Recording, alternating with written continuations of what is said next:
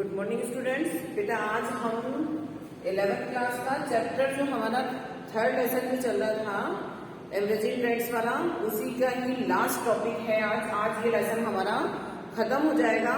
हमने इस लेसन में लगभग सारे टॉपिक क्लियर कर लिए। ठीक है, आज हम थोड़ा सा, वैसे तो मैंने बिग डाटा के बारे में भी और इंफॉर्मेशन टेक्नोलॉजी, इंफॉर्मेशन जो थिंग्स था उसके बारे में भी बता दिया था, पर लेकिन आज फिर हम एक बार इस चैप्टर को, आज लास्ट है इस लेसन का, तो इसको एक बार हम फिर दोबारा से देख लेते हैं।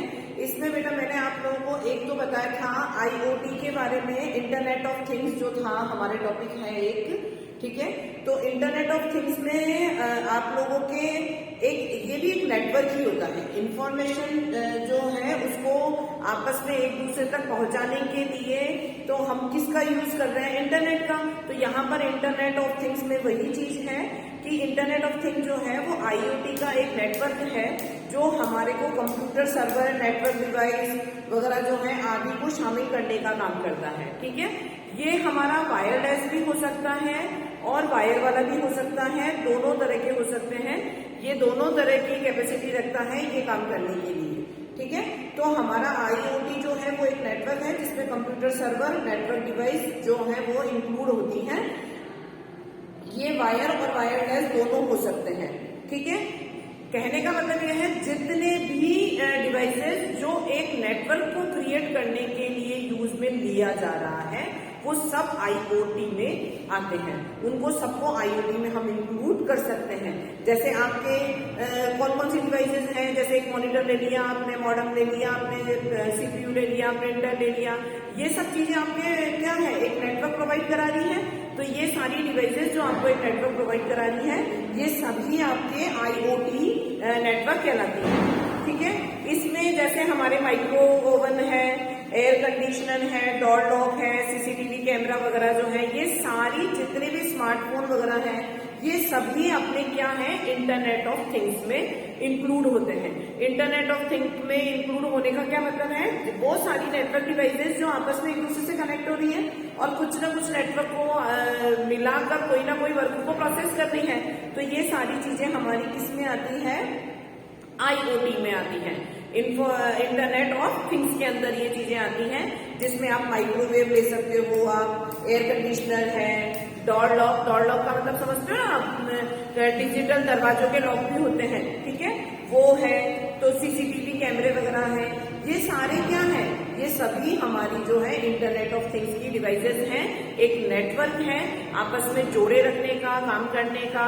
ठीक है, मैंने आप लोगों को बताया भी था कि आने वाले समय में कंप्यूटर वो सारे काम अपने आप ऑटोमेटिकली कर लेगा जिनकी हम कल्पना भी नहीं कर सकते। ठीक, तो ये सारा आपके इंटरनेट ऑफ थिंग के अंदर आता है। इसके बाद में नेक्स्ट टॉपिक अगर हम देखें तो इसके बाद में टॉपिक है हमारा big data. Actually big data होता क्या है? बिग डेटा जो है भारी मात्रा में डाटा को स्टोर करने की कैपेसिटी रखता है, उसे ही हम बिग डेटा कहते हैं। बिग डेटा का मतलब जहां पर बहुत ज्यादा स्टोरेज में डेटा स्टोर हो रहा है, जैसे आपके इंस्टाग्राम में देखो आप, लाखों यूजर्स हैं, करोड़ों यूजर्स हैं, उन सबका डाटा उसके अंदर स्टोर है, व्हाट्सएप में है, फेसबुक में है। ठीक है, इधर से आप गूगल ले लीजिए, स्नैपचैट ले लीजिए, ये सारे एग्जाम्पल ऐसे हैं जो लगभग हम सभी यूज करते हैं और हमारे को इसमें जो है हमारे डाटा बहुत ज्यादा मात्रा में स्टोर भी होता है। तो ये सारे एग्जाम्पल हमारे किसके हैं? बिग डाटा के। बिग डेटा में क्या है, कोई भी विशाल मात्रा और जटिलता के लिए जो डाटा सेट जो कहलाता है वो बिग डेटा कहलाता है। कोई भी भारी मात्रा में डाटा को आप स्टोर कर रहे हो, जो डाटा सेट है, जो एरोमेस वॉल्यूम है और कॉम्प्लेक्सिटी में भी है, जटिलता में भी है, जिनकी इतना सारा डाटा को स्टोर करना कोई छोटी मोटी बात नहीं होती है। ठीक है, तो इतने भारी मात्रा में डाटा को स्टोर करना जो है वो बिग डाटा का काम होता है और वो बिग डाटा ये काम बहुत अच्छे से करता है। यानी कि हमारा जो डाटा है उसको, सबसे मेन बात ये, आपने डाटा स्टोर करके रख दिया, अब उस डाटा को वो मेंटेन करके रख रहा है, सिक्योर करके रख रहा है। हमारे डाटा को हम सुरक्षित करके, हम तो स्टोर करके छोड़ देते हैं उसको, बाकी उसको सब काम, उसका जो प्रोसेस कर रहा है वो कौन कर रहा है? वो बिग डाटा कर रहा है। बिग डाटा से मतलब जो उसको डाटा को इकट्ठा करके रख रहा है, उसका एकीकरण करके रख रहा है, उसको स्टोर करके रख रहा है, उसका एनालिसिस कर रहा है, पूरी उसकी अगर हमारे को जरूरत होती है डाटा की तो हम ना वो हमारे को ढूंढ के वापस हमारा डाटा भी देता है। ठीक है, तो ये कई सारे जो बिग डाटा है ये कई सारे चैलेंजेस को एक्सेप्ट कर रहा है और फिर उन चैलेंजेस को एक्सेप्ट करते हुए हमारे डाटा को स्टोर करके रखता है। अब वो उसके लिए क्या क्या चैलेंजेस है, क्या क्या चुनौतियां हैं, बिग डाटा के अंदर काफी सारी चुनौतियां भी शामिल हैं, जिनमें से ये मैंने लिख दी। जैसे एक तो स्टोरेज, आप स्टोरेज देखो कितना सारा डाटा स्टोर करना पड़ता है, स्टोरेज के अंदर आ जाता है। एनालिसिस, उसका विश्लेषण करना, डाटा के बारे में उसका विश्लेषण करके रखना। हाँ, सर्चिंग, जब हमारे को जरूरत होती है और हम किसी डाटा को वापस मांगते हैं तो वो हमारा डाटा बखूबी हमारे को ढूंढ कर हमारे को हमारा डाटा वापस हमारे तक पहुंचा देता है, ये कम बात नहीं होती है। ठीक है, फिर है प्रोसेसिंग करना, आप जिस डाटा पे जो प्रोसेस करने को कह रहे हो वो प्रोसेस भी करना है, उसको मेंटेन करके भी रखना है।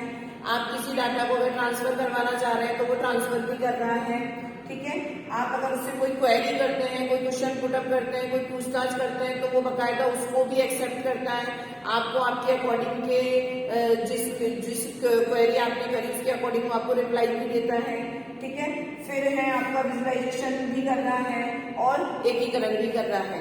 तो कहने का मतलब ये है कि बिग डाटा में हमारा जो डाटा है वो भारी मात्रा में स्टोर रहता है और स्टोर रहने के साथ साथ वो हमारे डाटा को मेंटेन करके रख रहा है। ये सब बिग डाटा की फैसिलिटी होती है।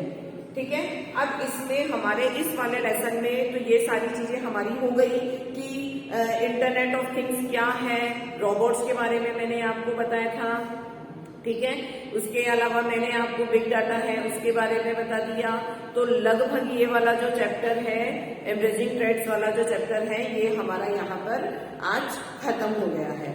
ठीक है, अब हम नेक्स्ट जो इस लेसन के बाद में जो लेसन पढ़ेंगे वो लेसन है हमारा प्रॉब्लम सॉल्विंग मेथोडोलॉजी का।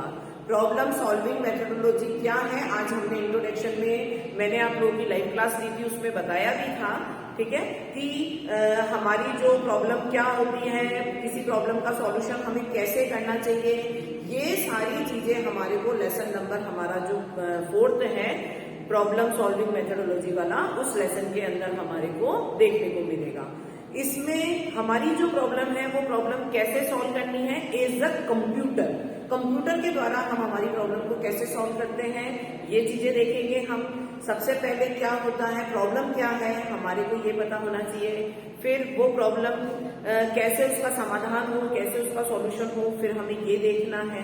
ठीक है, तो प्रॉब्लम सॉल्विंग मेथोडोलॉजी में हमारे सबसे पहला जो क्वेश्चन ये है वो यही है कि प्रॉब्लम क्या है, what is a problem, problem क्या है। तो सबसे पहले कुछ भी चीज, हम कोई टिकट बुक कराने जा रहे हैं, यही एक प्रॉब्लम है। हम मार्केट में शॉपिंग करने जा रहे हैं, यही एक प्रॉब्लम है। हमें ऑनलाइन क्लासेस लेनी पड़ रही है, यही एक प्रॉब्लम है। हम ऑनलाइन पढ़ा रहे हैं, यही एक प्रॉब्लम है। तो ये सारी क्या है, प्रॉब्लम है।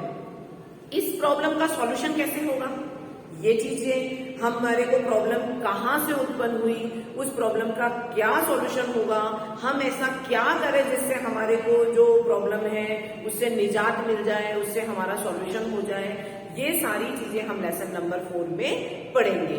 तो इसमें सिर्फ इतना सा है, एक समस्या का समाधान जो है वो 4 स्टेप में किया जाता है। 4 स्टेप्स में आपके एक प्रॉब्लम का सॉल्यूशन है। क्या है सबसे इजी, वैसे बुक में तो बहुत लेंथी तरीके से दे रखा है, पर हम बिल्कुल शॉर्ट तरीके से इसको पढ़ेंगे क्योंकि मेन बात वही है।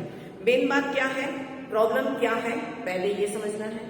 उसके लिए हमें एल्गोरिथम और एक फ्लो चार्ट, इन दोनों का यूज करते हुए हमारे को उसके लिए कोडिंग लिखनी है। मतलब कोडिंग से मतलब हमारे को स्टेप बाय स्टेप सोचना है कि प्रॉब्लम क्या है। हम जैसे कि मेरे को पढ़ाना है, मेरे लिए यही एक प्रॉब्लम है, मैं ऑनलाइन कैसे पढ़ाऊंगी, मेरे लिए यही एक प्रॉब्लम है। तो फिर मेरे को क्या होगा, सबसे पहले तो मैंने मेरी प्रॉब्लम क्या है इसको एनालिसिस किया कि मेरी प्रॉब्लम एक्चुअली है क्या, कि मुझे कंप्यूटर पढ़ाना है और वो भी ऑनलाइन पढ़ाना है, कैसे पढ़ाऊंगी मैं, बच्चों को ऑनलाइन कैसे समझाऊंगी मैं, तो ये मेरे लिए एक बहुत बड़ी प्रॉब्लम हो गई। तो फिर क्या करा मैंने, इस प्रॉब्लम का एक एल्गोरिथम लिखा। एल्गोरिथम का मतलब क्या होता है, ग्रुप ऑफ इंस्ट्रक्शन या set of instruction is called algorithm. और वैसे अगर आप मेरी भाषा में पूछो तो किसी भी प्रॉब्लम का सॉल्यूशन, ध्यान से सुनना, किसी भी प्रॉब्लम का solution step by step women language में हमें लिखना जो होता है वो एल्गोरिथम कहलाता है। एल्गोरिथम और फ्लो चार्ट दोनों एक ही चीज है, बस सिर्फ अंतर इतना सा है कि एल्गोरिथम में तो हमें स्टेप बाय स्टेप लिखना होता है और फ्लो चार्ट में वही चीज हमें विद डायग्राम एक्सप्लेन करनी होती है। उसमें फ्लो चार्ट के अंदर हमारे को डायग्राम बनाए हुए हैं, रेखा चित्र द्वारा किसी भी समस्या का समाधान करना फ्लो चार्ट कहलाता है। ठीक है, तो हमारी ये चीज यहाँ तक हो गई फ्लो चार्ट। फिर उसके बाद में हम कोडिंग करते हैं, कोडिंग करने के बाद में हम हमारे प्रोग्राम को जिस एप्लीकेशन पे हमें रन करना है हम रन करते हैं। ठीक है, तो आज के लिए इतना काफी है। लेसन नंबर 4 बेटा हम कल से शुरू कर देंगे, पीडीएफ वगैरह भी आप लोगों को प्रोवाइड हो जाएगी। आज लेसन नंबर 3 जो है वो खत्म हो गया है। इससे रिलेटेड अगर आप लोगों को कोई प्रॉब्लम हो तो आप स्कूल में आके कांटेक्ट कर सकते हो। ठीक है, okay bye, have a nice day.